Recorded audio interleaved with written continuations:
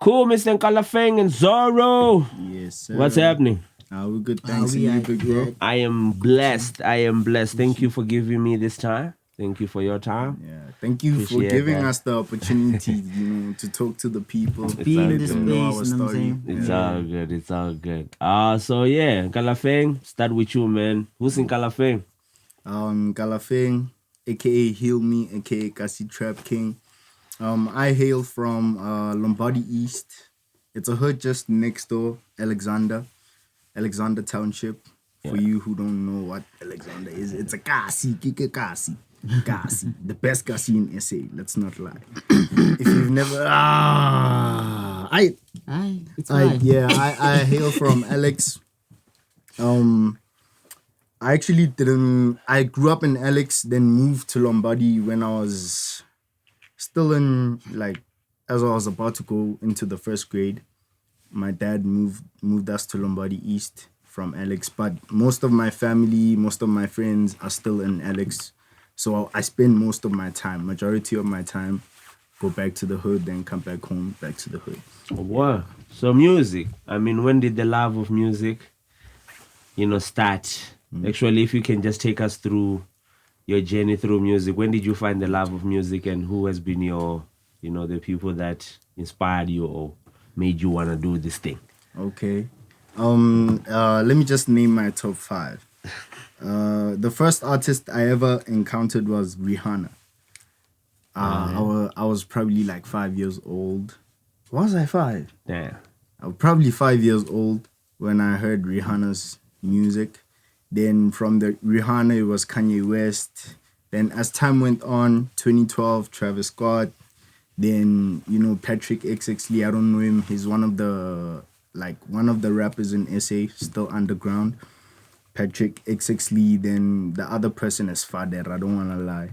Ever since I've been in studio with Fader, yeah, he inspires me. I don't want to lie, yeah. For sure. What about Zōrrow? You know Zōrrow? It's top 5. You in the top 10. Top 5. Away. Cool. Nah, that's dope, man. That's dope. So, we just want to have a discussion. This is the indie state, right? So I'm gonna peek into your brain a little bit. So first of all, you're running this independent as it is right now, right? Yeah. So you're running it. Do you have your own company, or you're trying to figure it out? Is it something that you're planning to do? What is the vision with the music? Well, with the music, I have, I don't want to say I have a company because I haven't registered. It's just a name and an idea for now. Sure. But the full name is Nkalafeng Music and Publishing of the company. So I use that name just to distribute my music on all platforms, just to make sure everyone has the music. Okay. But I haven't registered yet. But I'm a fanatic of business. Okay. I'm a fanatic of business. So but when it comes to music, I don't want to sell my music. Okay. Yeah, I don't want to sell my music. I wouldn't say physically because we have to sell CDs, USBs in the future. Yeah. But I don't want people to buy my music because of the music. I want them to be inspired by the person I am. The music is just the product, and my personality is like the brand. Okay, I need more on that. You know what I mean? I need you to dig deep a little bit for me. So when you're saying you don't want to sell your music, what do you actually mean? Do you mean that you don't want to gain revenue from music? No, obviously I do. It's my intellectual property. For sure. Yeah. But what is it that you actually saying when you say you don't want to sell your music? I don't want the kids to because I do music for the kids. I want to inspire the kids, especially kids who grew up like me, who faced a lot of rejection and doubt from friends and family. Talk about it. Yeah. So I don't want to sell my music because I know kids also can't afford to buy CDs or, pay for that Apple Music subscription. Okay. Even though I release music there, I know a lot of kids that I'm targeting can't afford the music. And so the kids that you're targeting, where are they actually listening to this music? Mostly SoundCloud. Most of them have SoundCloud. Okay. Yeah, majority of them are using SoundCloud. SoundCloud, YouTube. Yeah, SoundCloud, YouTube. I'm still getting to YouTube. I just released this year for the first time. So I'm pushing a bit, trying to know how the algorithm works. Okay, it makes sense. But for me, I feel like there is a way for you to capitalize on that. There is platforms that you can still gain revenue where they don't have to pay a subscription. One of the biggest platform that a lot of people sleep on is AudioMac. True. AudioMac pays a lot. And you don't need to register. You don't need to pay AudioMac. Anybody can listen to AudioMac. They just need to go in AudioMac. Oh, yeah? Last year I released a song every week on AudioMac. Yeah. I made more money from AudioMac than I've ever made from Spotify, Tidal, and What? iTunes combined. What? For that reason too, Yeah. most of my people that are listening to music that we release at Chitangani are people from villages and stuff like that. So they don't really have money to. They're not actually understanding the paying subscription to listen to music. So AudioMac, I found it that it works. So if you look at that, maybe you might find a way to actually make a little bit of money. Yeah. You know what I mean? I like the fact that you say you wanna influence the kid. What made you? What brought you? Gave you that mindset? Mostly my upbringing. Like, Okay. as I said, I faced like a lot of rejection coming up into like the music industry, making music. Cause I only started recording my first song, if not after matric, it was during matric. Yeah, it was during matric. That's when I recorded my first song. But throughout, like most of my life, I'd be in studios, like skipping school, going to studios just to watch people record because they never took me seriously because I wasn't like I wasn't really good at rapping or producing. Then I wasn't really good. So they just put me backseat. So I'll just like observe and see how they produce and things like that. Yeah. Okay, so your mission was to actually give the same people that you were when you were young, show them that it's possible. It's possible, yeah. I like that. So where would you say in your life music became something that you said, because you're studying at the Academy of Sound Engineering, that means you're really into the sound engineering side of things, which we'll talk about a little bit later. Yeah. But that shows me that you wanted to take this love of music or this passion for music to the next level. When did that happen? Was it something that whenever you were faced with a opportunity to choose what to study and you felt like sound engineering or audio engineering will be the closest thing to do, which is close to music? Yeah, it was matric, to be honest. Okay. Because I started skipping classes even when we, like, for instance, I'd have a maths exam on Monday, Friday, get studio. Just to chill and watch people produce, I'd just go to studio. So matric, that's when I knew, I want to pursue this music thing. But I didn't have knowledge about colleges. I didn't know that music was actually taught in college, in tertiary. For sure. So I took a gap year, 2 gap years actually, and during those gap years, that's when I started like hustling, going into other studios, couch surfing at people's houses. Yeah. Okay. Yeah, after matric. So after matric, that's when it started. It started. Yeah. Okay, cool. That's fire. That's fire. You said something there for me. So what do you think? Because you said in matric, do you feel like if when you were in school, probably in lower grades, if this was introduced to you that time, it would have been very, very helpful for you? Yeah. So what do you think the problem is in terms of making people understand that there is actually a way to make a living? Because most of the people, when you talk about the music industry, think artist. You know what I mean? Yeah. What would you say, for example, you say you want to inspire a lot of kids. So if they're watching this, what would you say for them was missing in high school or primary school, that if there's somebody who's older who will understand, can see this and be like, maybe we should start making it a thing at school for them? What would you say is a missing link or the missing piece of the puzzle? To be honest, I don't think there is a missing link. It's just that the kids have to realize that Google is their friend. Okay. All the information they need is on Google. For sure. So while, as I was saying, like I was hopping into studios, couch surfing, what I would do every time like the gents were recording, I'd go on YouTube. How do I release music? Okay. How do I market music? Oh, that's fine. So all that information, I got it like before I even started making my first song. Okay. So like all I can say is to the kids, everything you need is out there. Okay. Yeah, Google is your friend. Okay. Now that you say that, I would like to understand what is your mentality when it comes to the industry where it's at right now. First of all, let's not talk international. Let's bring it home first, yeah, and let's then we're bring it gonna home. go there. So you in the industry, right? You in South Africa. What are the challenges and what are some of the good things that you have realized about the industry, or some of the things that, if what have you figured out, might work, or what is not working, and how are you guys actually making people receive your music? How are you actually giving people your music?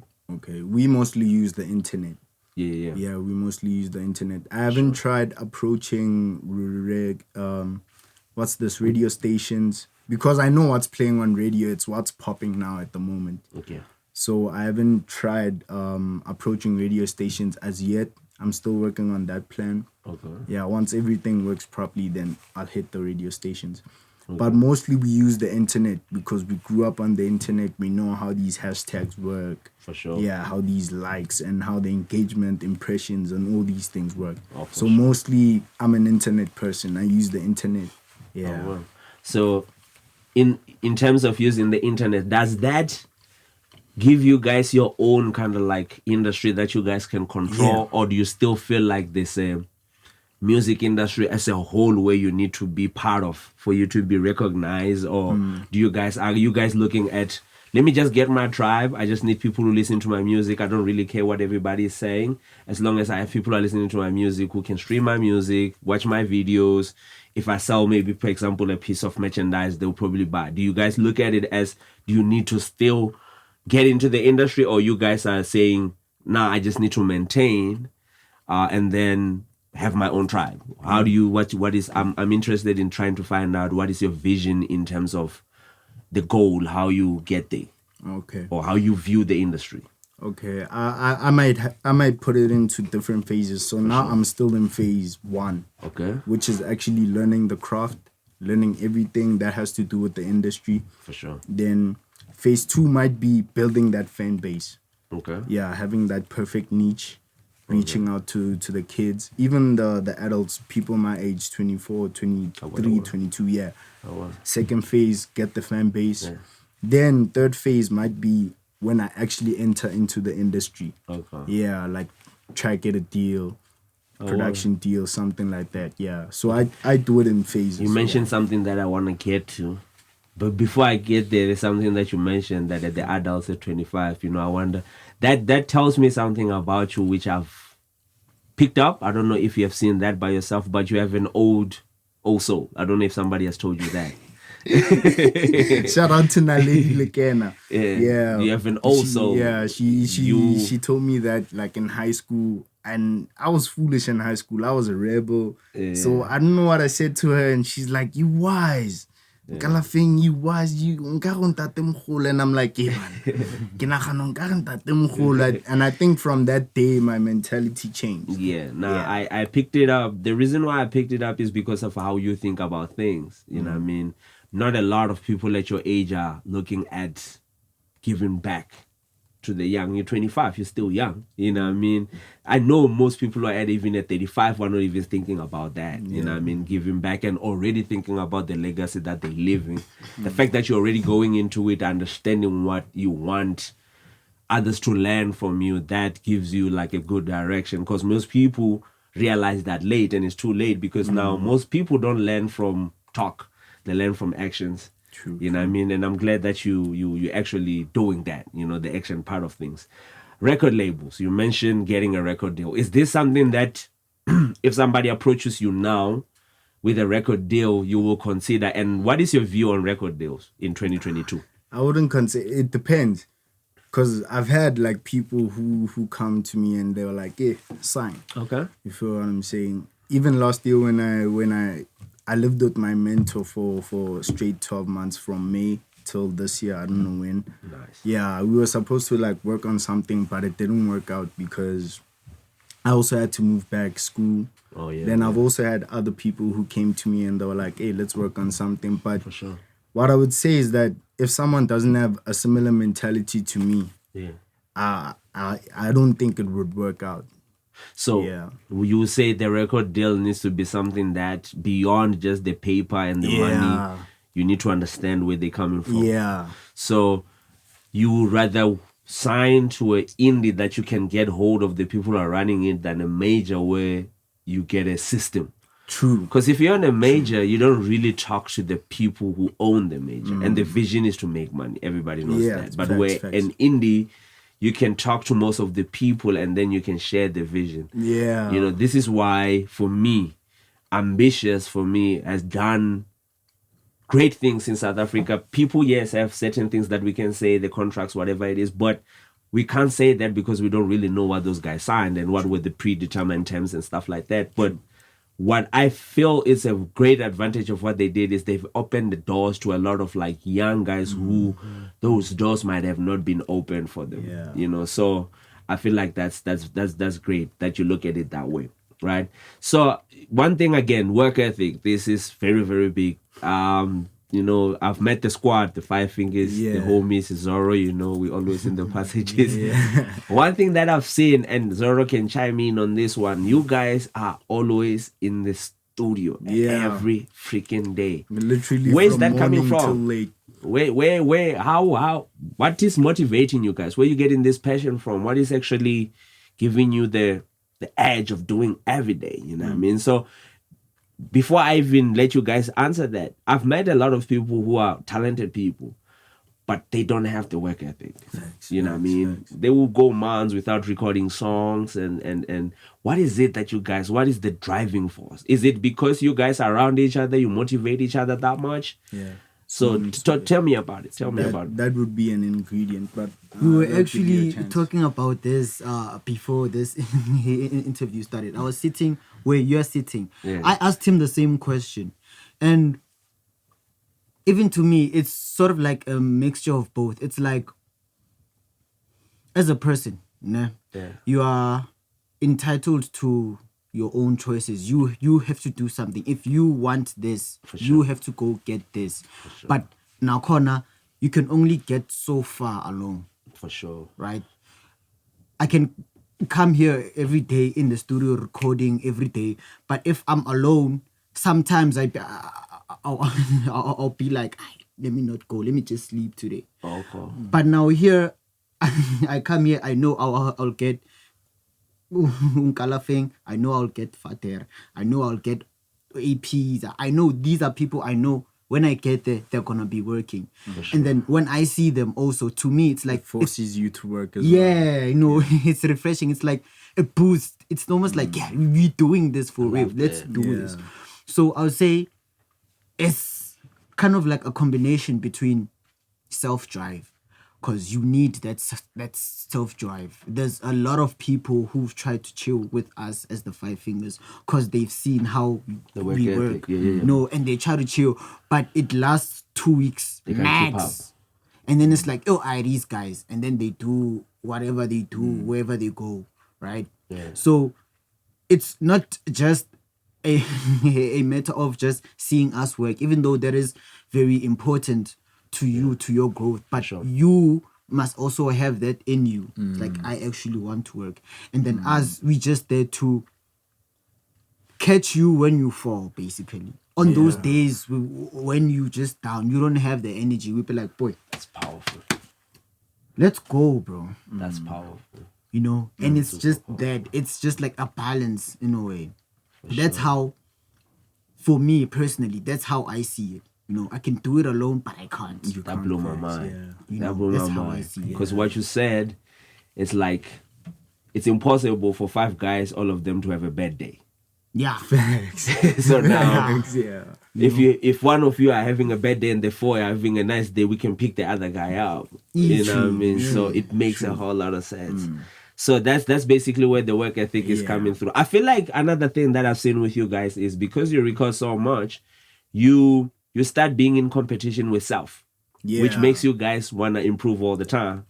Because you guys are around in an environment where you guys are working. When you go home and you listen to the song that you recorded, you're like, tomorrow I'm gonna kill. Is that something that happens to you guys? Like, is it something that you guys, consciously want to get the better of make sure that everybody's one thing. Again, when I did the studio invention, something that was really, I went home and watched the video when I was actually editing it. I got a lot emotional because when we were actually recording your song, everybody wanted the best from the song. And sometimes you guys will clash, but that doesn't make you guys fight because everybody understand is for the better of the song. Was this something that you guys communicated or just naturally? Yesterday and the other session. Yeah. You know what I mean? When I was shooting the studio invasion in P7, the guys were like, yo, let's do the intro. That was an idea that was just failed in the room and you were open with it. Yo, let's go do it. And then there was a time where all of you were around the screen and you were like picking like, yo, that sounds nice. Move this there, Is this something that you guys, it's not easy. I've been around a lot of people who work together. It's not easy for people to work like the way you guys do. Yeah. How did you guys manage to kind of like harness that energy? I'm interested in that. It's trust. I feel like it's trust. Okay. We believe in each other's ideas. Like if I have to like record a verse and Chronix is like, nah, you can do better than that. Take it again. I'm definitely gonna feel that energy that he's trying to like push towards me. Then I'm gonna deliver. I'm gonna make sure that I do deliver with the next take, and that take, if I do deliver, comes out nice. For sure. Yeah. So it's a trust thing. Oh, okay. Yeah, so you guys trust that whatever anybody says in the studio is not for an ego inflation. We don't work with egos. Like Sure. I've never told Zōrrow he's whack or things like that. Like we've never told each other that. Okay. Even the first time when I met AP, I actually was looking for a studio because I was desperate. I wanted to record a song. For sure. So I hopped into P7, then I see AP. And at that time, he was starting to like write raps. For sure. So he wasn't really that good that time. Then I was like, you know what? Let me help this guy record. Let me see where it's going to take us. And look, now we're friends. For sure. Yeah, so that pride that I had, I'm not going to help this guy. He's going to waste my time. He doesn't know how to rap. Yeah. Let me just leave him. I record a liwana, it's a pina. I was like, nah, let me help this guy. Helped him today, now we friends. And I met Zōrrow through AP. I met Father through AP and Waza as well through AP. Oh, okay. So if I didn't help AP that day, Five Fingers wouldn't exist. Okay. Yeah. That's fine. I like that, man. Can I go back to the for sure. egos thing? For sure, right? for sure. In a group, especially with a lot of gents, egos are there. Let's not lie to ourselves. Yes. We all have egos. For sure. We all have that thing. So it's not, for me, it's not a a thing of not having an ego, but rather being able to manage that ego. You manage an ego. As a group, I know, Hore, Keep the beast in the box. yeah, you know, Hore, okay, this guy can do this. There's nothing I can tell this guy here. If you do, there's nothing I can tell him, right? And he's proud of that. That's smart. So the moment I try to, what's the word? Criticize him, that hits his ego, and then it's clash. Okay. Things like that happen sometimes in life. For sure. But you have to understand now, seeing perspective, right? Yeah. Even though my ego is hurt because you said, bruh, that line, yada, yada, yada, yada, yada. Yeah. It's up to me to look at that line. I'm like, okay, what does he mean by that? For sure. And then it's up to me to whether I will listen to him or do I trust myself to a point where I'm like, nah, Nkalafeng, it's fine, whatever, man. I'm doing this. For sure. You know, it's messy in a way. Okay. But like he said, it's like trust. You know, I trust that, man, he might have the best intentions for me. Let's try your idea. Let's just see.